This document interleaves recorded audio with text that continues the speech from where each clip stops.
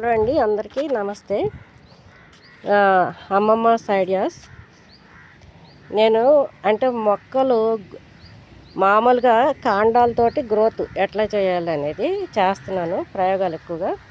చామంతి అంతే, కొమ్మలు పెట్టాను, వస్తుంది. ఇదేంటి గడ్డ? దీని స్ట్రాబెర్రీ లోపల నుంచి ఏదో చెట్టు వస్తుంది. ఇదేం చెట్టు మరి? నర్సరీ నుంచి తెచ్చాం కదా, నాకు దీని పేరు తెలియదు. ఉంచుదామా, పాడేద్దామా? సరే, ఇక్కడ పాతుదాం. అదేం చెట్టు అనేది తర్వాత సెర్చ్ చేద్దాం.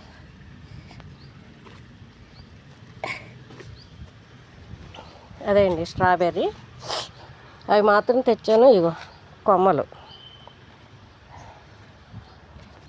చిగుర్లు వేసుకొస్తున్నాయి, చూసారా? కొమ్మ జస్ట్ ఎరగొట్టడం, ఇందులో పెట్టడం. అవన్నీ కూడా కొమ్మలేనమాట. ఇగో మందారాలు. ఇదిగోండి గులాబీ.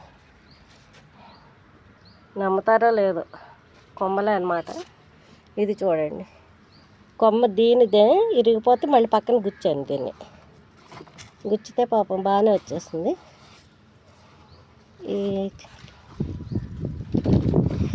ఏవేవో చాలా మొక్కలు వస్తున్నాయి, అవి ఏంటనే తెలియదు.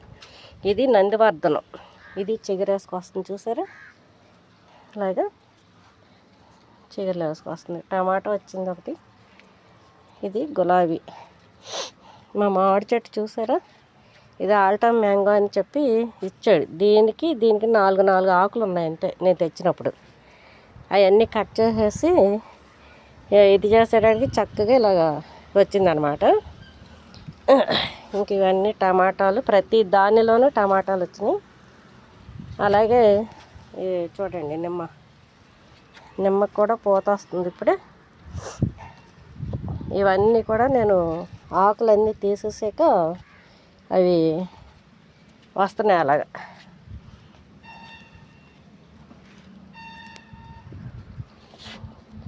చూసారా? ఇది ఈ టమాటా చూసారా ఆకు? ఇదేం చెట్టు? మళ్ళీ ఇందులోని వెరైటీగా వచ్చింది. ఇది ఏం చెట్లో తెలియట్లేదు, తీయాలో ఉంచాలో తెలియట్లేదు చాలా వరకు. ఇది ఏదన్నా సంబంధించినయా నేను మట్టి ఎరువు ఇవన్నీ కూడా బయట నుంచి తెప్పించాను. అక్కడ పడి వస్తున్నాయో తెలియదు. ఇందులో ఏ చెట్టు పనికి వస్తుందో ఏది పనికి రాదో తెలియట్లేదు.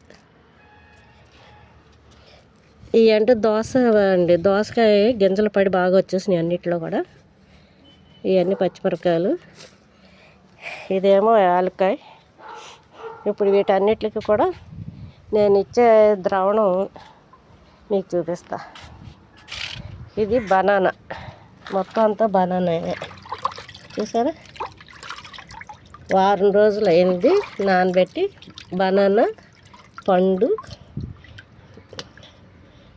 Aloe vera, banana peel. ఇది వచ్చి ఇందులోను బెల్లం, మజ్జిగ, తర్వాత పాలు, అలివేరా వేసాను. ఇప్పుడు వీటిలోను ఇవన్నీనేమో పువ్వుల చెట్లకి అన్నిటికి కూడా ఎక్కువగా వాడతాను.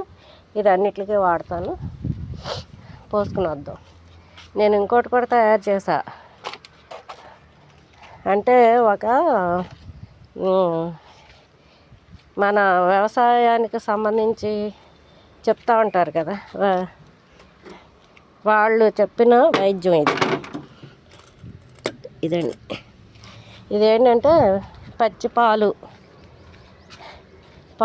ఒక 1/2 లీటరు, బెల్లం ఒక 1/2 కేజీ, తర్వాత అలివేరా కలిపి 15 రోజులు కంపోస్ట్ చేయమన్నారు. 15 రోజులు అయిపోయింది. అందుకని కొంత తీసి అందులో వేసాను. ఇది కూడా వేసి మొక్కలకి వేసాక అప్పుడు చిగుర్లు వేసుకొచ్చినాయి. నేను ఇచ్చి 15 రోజులు అయింది. ఇప్పుడు మళ్ళీ వేస్తాను, ఎందుకంటే ఇవన్నీ కొంచెం ఇప్పుడిప్పుడే కోలుకుంటున్నాయి. ఇదేమో రామాఫలం. ఏమైంది? తులసి. ఇంత నల్ల తులసిని ఎప్పుడైనా చూసారా మీరు? చూసారా? కృష్ణ తులసి. దీన్ని నల్ల తులసి అని కూడా అంటారు. చాలా బ్లాక్ అన్నమాట. చాలా మంచి ఔషధం ఇది. ఇది ఎక్కడ ఉంది. Okay, thank you. ఇంకా ఈ స్టాండ్లకి ప్లాంట్స్ తయారు చేయాలి, వస్తున్నాయి కుండీలు. ఆ కుండీలు వచ్చాక వీటిని కింద సెట్ చేస్తాను.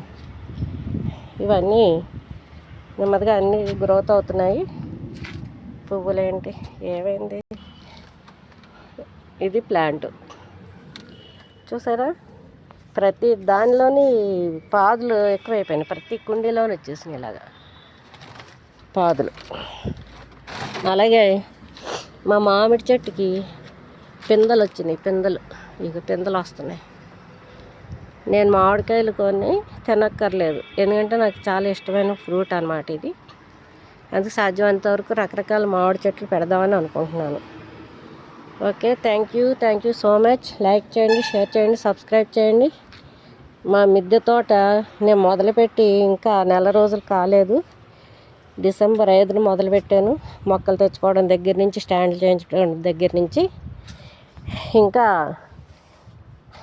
ఇంకా నెల కూడా కాలేదు.